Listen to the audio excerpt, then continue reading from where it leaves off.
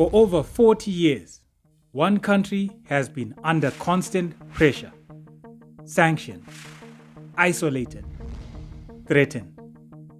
By every rule of global power, this should have broken it. But it didn't.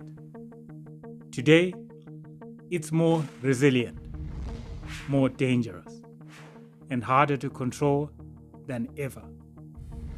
So here's the question no one really asks.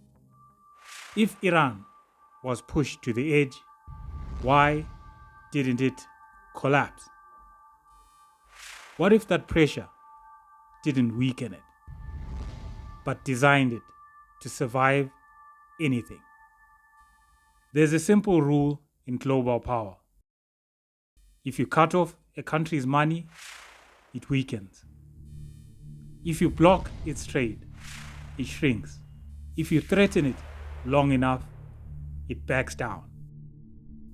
Iran faced all of it. Crushing sanctions, global isolation, constant military pressure. By every rule of the modern world, this should have broken them, but it didn't. In fact, something else was happening. This wasn't chaos. It was a system. Layer by layer, pressure was applied. First, economically.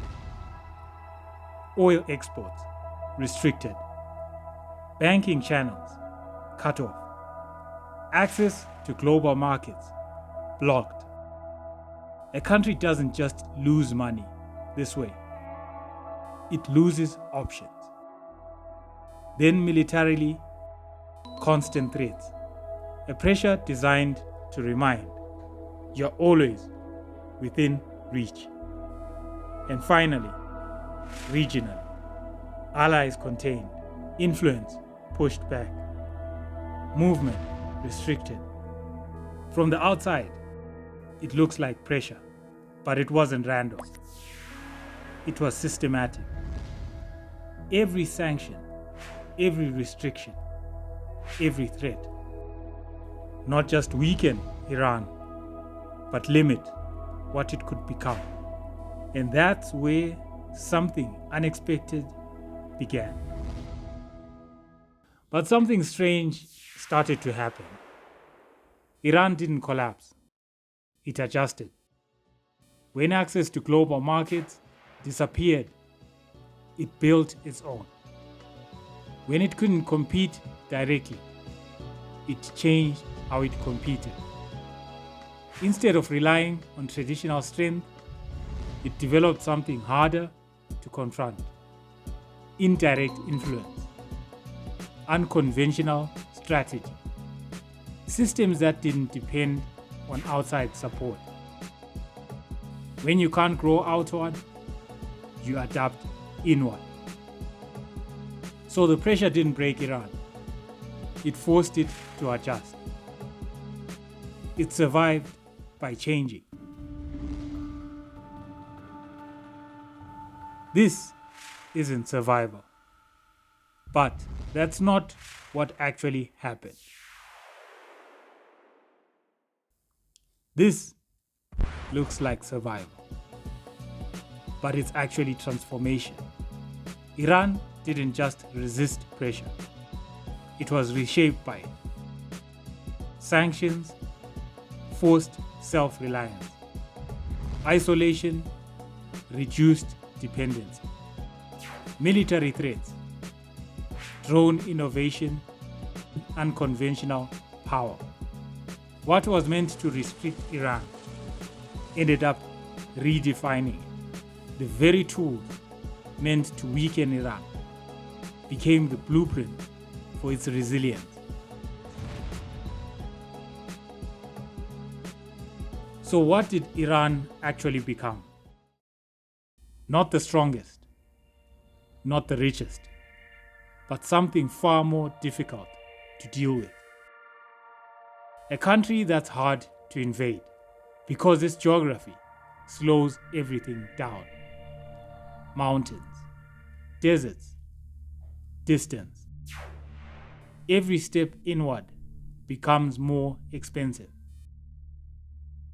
A country that's hard to collapse because its systems aren't centralized. Power is spread out, command distributed, difficult to shut down all at once. And a country that's hard to control because its influence doesn't stop at its borders. Indirect networks, regional partners, pressure that can't be applied without direct confrontation. Defense trading. Iran didn't become powerful in the traditional sense. It became difficult to break. You can confront it, but not without consequences spreading outward. And that's what makes it feel untouchable. This isn't just about Iran. It reveals something deeper about how power actually works today. For decades, the assumption was simple. Apply enough pressure and the system breaks. But that's not always what happens. Sometimes, pressure doesn't weaken a system. It hardens it. Sanctions can isolate, but they can also force independence. Restrictions can limit options, but they can also drive adaptation. And long-term pressure can create something far more difficult to undo. The more you try to isolate a system, the more it learns to survive without you. And that's the real shift. Because if pressure can create resilience, then the next enemy might be built the exact same way. So the real question isn't why Iran survived. It's whether pressure created something that can't be undone. Because if a country can be pushed, and instead of breaking, it adapts, if that adaptation becomes permanent, then pressure doesn't just shape outcomes, it shapes systems. And the next enemy might already be learning how to survive it.